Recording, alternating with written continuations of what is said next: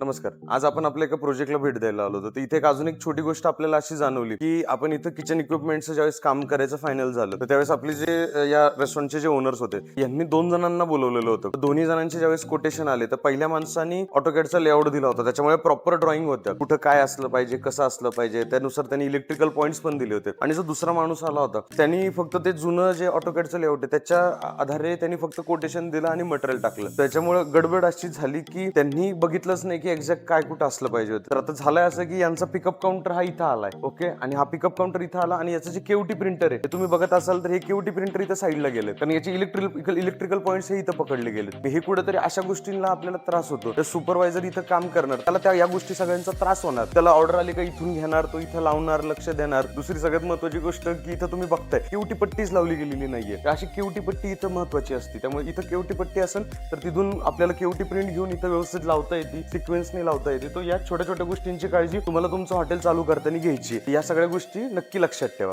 धन्यवाद.